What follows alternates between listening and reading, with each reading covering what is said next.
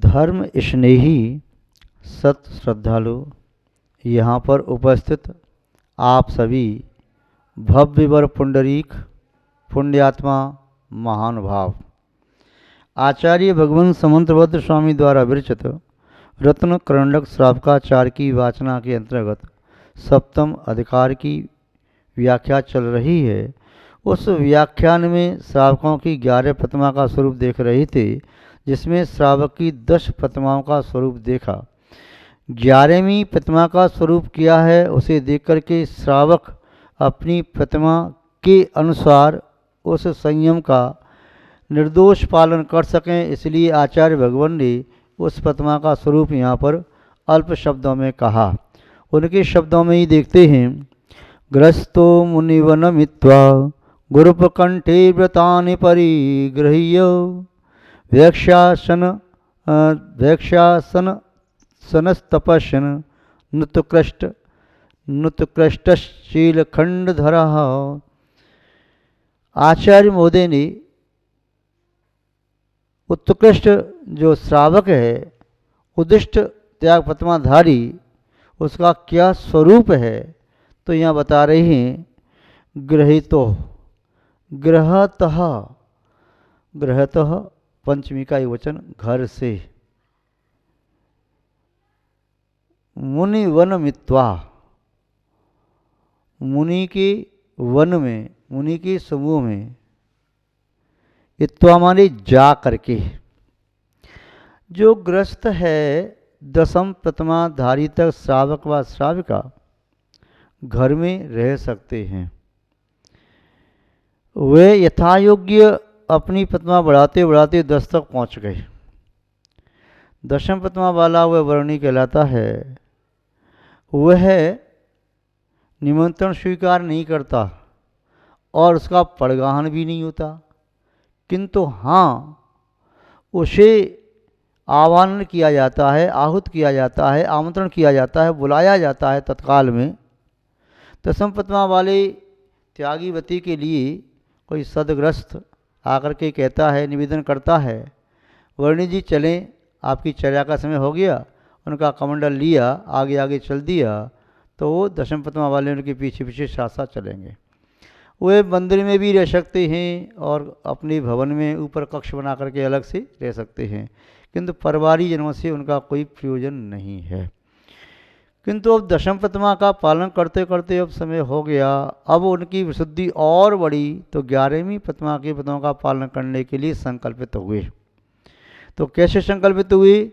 सबसे पहला तो यही है कि 10वीं प्रतिमा तक घर में रह सकते थे, अब घर में नहीं रह सकते, गृह त्याग करना जरूरी है। गृह त्याग करके कहाँ जाना है? क्षेत्रों पर जाना है, कि कहीं जंगल में जाना है, कि कहीं अन्य किसी शहर में जाना है। तो यहाँ पर बताया मुनि राज जहाँ रहते हैं ऐसे मुनियों के समूह में जाना है, जहाँ चतुर्विध संघ है, आचार्य उपाध्याय साधुगण आदि हैं, प्रवर्तक आदि है, जहाँ पर आचार्य महोदय अपनी वे शर्त कृपा दृष्टि बरसाते हैं, जैसे सघन श्याम मेघ पृथ्वी से कोई किसी प्रकार का कांटेक्ट नहीं करते और स्वतः ही वरवश बरस जाते हैं। पृथ्वी ये नहीं कहती कि मेरी योग्यता थी इसलिए बादल बरसे हैं। नदी और सरोवर सागर ये नहीं कहते हमारी योग्यता थी इसलिए पानी बरसा है, आपने हमारे ऊपर क्या उपकार किया। किंतु ये मेघ जो वर्षा करते हैं, ये पृथ्वी, समुद्र, नदी, तालाब, कूप इत्यादि की कोई शर्त नहीं है कि मेघों को वर्षना ही पड़ेगा। ये वरवश दया दृष्टि कृपा वृष्टि है। तो ऐसे ही आचार्य महोदय जो समागत भव्य जीव आता है तो उसके कल्याण के लिए वे विचार करते हैं। वह अपनी प्रार्थना करता है, कल्याण के मार्ग में आगे बढ़ने के लिए संयम की याचना करता है। जब आचार्य महोदय उसकी प्रार्थना और याचना के शब्दों और भावों को सोच करके, सुन करके, समझ करके फिर आगे निर्णय लेते हैं। तो 11वें प्रतिमा ग्रहण करने का इच्छुक पहले तो वह गृह त्याग करके कहाँ पहुँचा? मुनि वन मित्वा, मुनि राजाओं के वन को जा करके। वन का अर्थ यहाँ पर मुनियों का समूह लेना है। ऐसा नहीं मुनि वन, कोई अलग से कोई वन का नाम रख दिया मुनि वन है वहाँ पहुँच गए, नहीं। मुनियों का समूह यहाँ विराजमान है तो उपचार से उसको कहे मुनियों का वन, वहाँ पर साधना करते हैं साधुगण, तो उनके पास पहुँच गया। पहुँच करके फिर क्या करे, अब क्यों पहुँचा, तो संयम की भावना से पहुँचा, शास्त्रार्थ करने के लिए नहीं पहुँचा, वाद विवाद करने के लिए नहीं पहुँचा, उनकी परीक्षा लेने के लिए नहीं पहुँचा, और इसलिए नहीं पहुँचा कि मैं देखूँ तो सही कैसे महाराज हैं, कि तगड़ा महाराज है कैसा ही महाराज है, जैसे या मोटा महाराज है लहान महाराज है, छोटा महाराज है बड़ा महाराज है, ज्ञानी महाराज है अल्प ज्ञानी महाराज है, बहुत बड़ा तपस्वी है कि कम तपस्वी है, ऐसी नहीं। वे तो समर्पण के भाव से जाता है। जैसे नदी सागर के पास जाती है तो सागर की परीक्षा लेने नहीं जाती, सागर का पानी चखने नहीं जाती, वह सागर में स्वयं समर्पित होने के लिए जाती है। ऐसे ही आचार्य महोदय के पास वह भव्य जाता है, अपना समर्पण करने के लिए जाता है। ये नहीं कहती नदी कि मेरा पानी आप में मिलने के पहले मीठा था, अब खारा हो जाएगा, आप तो खारे हैं, आप में अमुक कमी है, आप ऐसा है वैसा है, नहीं। वह तो नदी ये देखती है मैं तो अभी अपने तल में मृतिका या पाषाण खंडों को छुपा करके रखती हूँ, किंतु वास्तव में रत्नाकर है, इसमें पहुँच कर के मेरी संज्ञा भी रत्नाकर की हो जाएगी। इस सागर के बहुत गहरे तल में रत्नों का ढेर है, अथाह रत्न राशि है, तो वह नदी भी सागर की संज्ञा को प्राप्त करती है। जब वह ग्रस्त गृह त्याग करके आता है आचार्य के समीप में, तो अभी तक वह ग्रस्त था, श्रावक था, किंतु अब आचार्य महोदय महावतों की दीक्षा देने के पहले उसकी परीक्षा करते हैं, कि पहले उसे तपाते हैं कि सीधे दिगंबर दीक्षा नहीं दी जा सकती, परमेश्वर की दीक्षा नहीं दी जा सकती, पहले परीक्षा लें कि उत्कृष्ट श्रावक की दीक्षा पहले दे करके उसकी परीक्षा लेते हैं कि आगे बढ़ने की योग्य है या नहीं।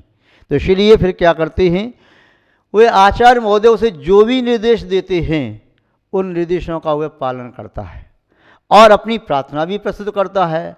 महोदय आचार्य भगवान, मेरा भाव ये है कि मैं अपने व्रतों में वृद्धि करता हुआ संसार सागर से पार होना चाहता हूँ, मैं तो महाव्रती बनना चाहता हूँ, मेरी भावना महाव्रती बनने की है, परमेश्वरी पद को स्वीकार करने की है, मैं परम पद को प्राप्त करने का इच्छुक हूँ। मेरी पात्रता को परख करके जांच करके शोध करके जो व्रत मुझे दिए जा सकें मुझे दे दो। जैसे ग्राहक दुकानदार के पास पहुंच करके कहता है मुझे तो उत्कृष्ट वस्तु चाहिए, फिर दुकानदार कहता है कितने पैसे लेकर के आया, पैसे इतने हैं, जितने पैसे हैं उतने पैसे तक की वस्तु ही दिखाता है, ज़्यादा की नहीं। ऐसे ही आचार्य महोदय कहते हैं कि तुमने कितने कितने व्रतों का पालन किया, अभी तक व्रतों का पालन कैसे किया, सदोष किया निर्दोष किया, किन गुरु महाराज से आपने दीक्षा ली, किन गुरु महाराज से आपने व्रत लिए, अब आगे आप किस प्रकार से साधना करेंगे, इन अल्प व्रतों में ही दोष लगा रहे हैं तो महाव्रतों को कैसे शुद्ध कर पाएंगे। तो आचार्य महोदय उसकी अनेक प्रकार से परीक्षा करते हैं और जब देखते हैं इसका वैराग्य स्वयं का वैराग्य है, किसी से उधार लिया वैराग्य नहीं है, यह स्वयं के वैराग्य के बल से ही दीक्षा लेना चाहता है, यह संसार शरीर भोगों से निस्संदेह विरक्त है, इसके चित्त में स्वकल्याण की तीव्र भावना है। जैसे कोई प्यासा चातक वे वृष्टि जल वृष्टि स्वाति शत की बूंद के जल को ग्रहण करना चाहता है, बस वही देखता रहता है, ऐसे इसकी भी संसार शरीर से विरक्त होकर के आत्म कल्याण की तीव्र भावना है। आचार्य महोदय उसे कहते हैं, हे भव्य जीव, तुमने बहुत सुंदर अच्छा विचार किया है, निस्संदेह वीतराग मार्ग को स्वीकार किए बिना किसी भी आत्मा का कल्याण संभव नहीं है। संयम के मार्ग के बिना तो कोई भी भव्य जीव अपनी आत्मा का कल्याण कर ही नहीं सकता। यहाँ तक कि तीर्थंकर परमदेव वे भी संयम को स्वीकार करते हैं और संयम को स्वीकार करके तब अपनी आत्मा को परमात्मा बनाने में समर्थ होते हैं। तो यहाँ पर आचार्य महोदय ने उसे महाव्रतों का स्वरूप भी समझाया, अणुव्रतों के स्वरूप को समझाया और फिर दशम प्रतिमा के आगे 11वीं प्रतिमा है उसका स्वरूप समझाया।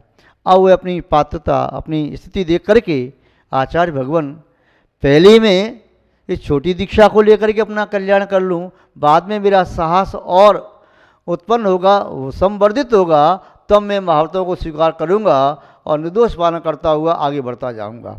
तो आचार्य महोदय उसे जो व्रत का उपदेश देते हैं तो वे आचार्य महोदय के द्वारा व्रतों को सुन करके, उनका उपदेश सुन करके फिर उन्हें ग्रहण करता है।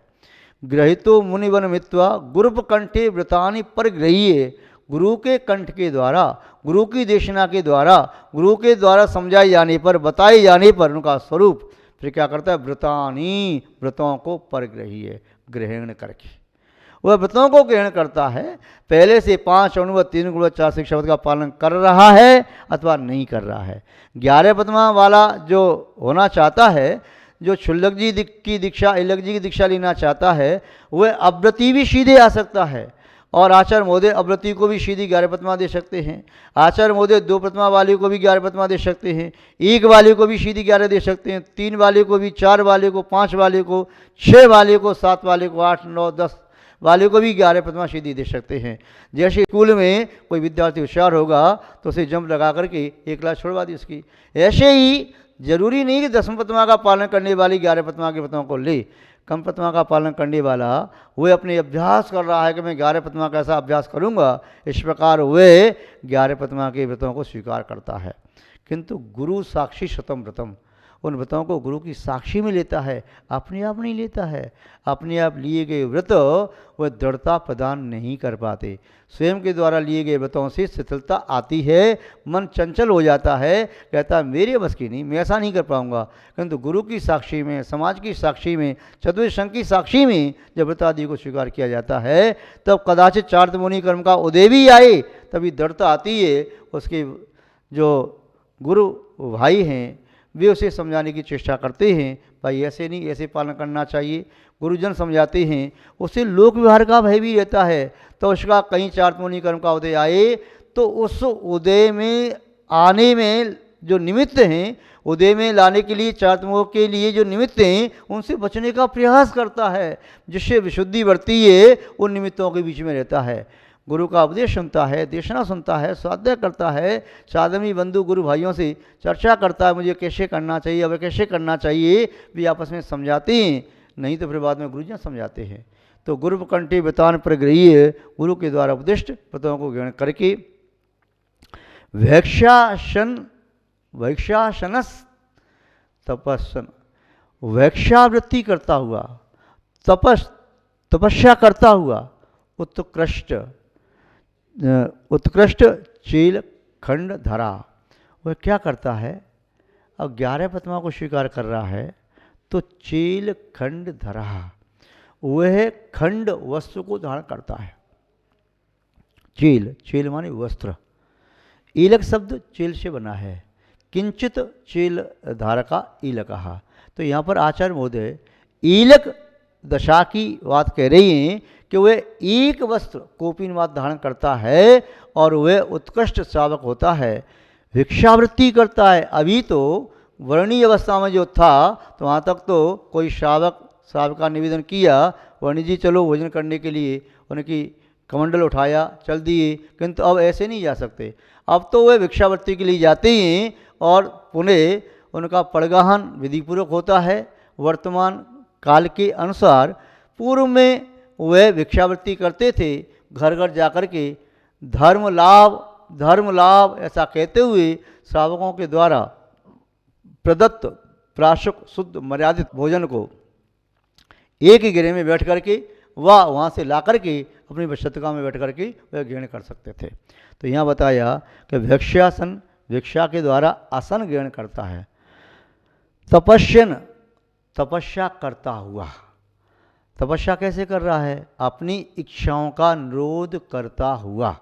इच्छाओं के निरोध के बिना तपस्या नहीं होती। तो पहले जो घर गृहस्थी में रहते हुए उसकी इच्छाएं रहती थीं, उन्होंने इच्छाओं का नियंत्रण कर लिया। भिक्षावृत्ति करता हुआ गृह जाकर के किसी श्रावक ने निवेदन किया तो वहाँ भी भोजन कर सकता है और संग्रह करके एक जगह भोजन कर सकता है। वर्तमान काल में 11 पद्मा वाले का श्रावक जन पड़गाहन करते हैं और पुनः नवदा भक्ति पूर्वक उनकी आचर्या कराते हैं। और तपस्या करता हुआ उत्कृष्ट श्रावक कहलाता है। चील खंड धरा यानी किंचित वस्त्र को धारण करने वाला। ईल की अवस्था है, अपने हाथ से या गुरुजनों के माध्यम से अपना कृष्ण करवाता है। कंगा कैंची का प्रयोग आदि वस्त्र का प्रयोग नहीं करता और वह पैदल विहार करता है, वाहन आदि का प्रयोग नहीं करता और वह एक कोपिन मात्र रखता है और अंजलि में ही आहार ग्रहण करता है। किंतु जब तक एलक बनने की उसकी क्षमता नहीं है तो उसके पहले वह क्षुल्लक बन जाता है, वह भी 11 प्रतिमा वाला कहलाता है। एक कोपिन वस्त्र के साथ एक खंड वस्त्र उत्तरी वस्त्र धारण करता है। आचार्य भगवान समंतवत स्वामी के शब्दों में 11वें प्रतिमा वाले के स्वरूप इस प्रकार कहे कि वह चाहे क्षुल्लक अवस्था में हो या ईलक अवस्था में हो, दोनों ही 11 प्रतिमा वाले कहलाते हैं, दोनों ही उत्कृष्ट श्रावक कहलाते हैं और दोनों के स्वरूप में थोड़ा सा अंतर है। क्षुल्लक जी महाराज के लिए केश करने की अनिवार्यता नहीं है, करना चाहें अभ्यास करें, और ईलक जी के लिए अनिवार्यता है। क्षुल्लक जी महाराज के लिए फिर पात्र में हाथ लेना होता है, ईलक जी के लिए कर पात्र में हाथ लेना अनिवार्य है। और क्षुल्लक जी महाराज ईलक जी महाराज अनिवार्यतः पैदल ही गमन करते हैं। क्षुल्लक जी महाराज अपवाद में अपनी विद्या आदि का प्रयोग जैसे कर सकते थे, तो यहाँ पर भी वाहन आदि का किंचित प्रयोग कर सकते हैं। यदि धर्म कार्य की आवश्यकता आदि है, तो कहीं समाधि आदि का प्रसंग है या जिन शासन की प्रभावना का प्रसंग है, तो वो इस प्रकार से उपयोग करते हैं, अन्यथा वे भी पैदल विहार करने का ही, मुनि बनने का पूरा अभ्यास करते हैं। तो ये पिच्छका भी रखते हैं, ईलक जी भी पिच्छका रखते हैं, कमंडल रखते हैं। क्षुल्लक जी महाराज भी पिच्छका कमंडल रखते हैं वर्तमान काल की अवस्था से। पूर्व में क्षुल्लक जी महाराज के लिए पीछ रखना अनिवार्य नहीं था, वस्त्र परमार्जन के लिए पर्याप्त था, कमंडल पहले रखते थे। किंतु आज वर्तमान काल की स्थिति में आचार्य शांत सागर जी महाराज, आचार्य शांत सागर जी छाणी और आचार्य आदि सागर जी अंकलीकर, ये तीन परंपरा चल रही हैं। उनमें तीनों ही परंपराओं में यह ईलक जी क्षुल्लक जी का स्वरूप जो पूर्व सम्मत आचार्यों के द्वारा कहा है, उस स्वरूप में पिच्छी कमंडल आदि के निमित्त क्षुल्लक जी, ईलक जी, छुल्का माता जी आदि के लिए कहा गया है। इस प्रकार स्वरूप संक्षेप में कहा, विस्तार से पुनः आगे कभी देखना चाहिए। आज बस इतना ही। जय बोले श्री शांतनाथ भगवान की, पूज्य आचार्य गुरुदेव श्री विद्यानंद जी महाराज की, अहिंसा में विश्व धर्म की।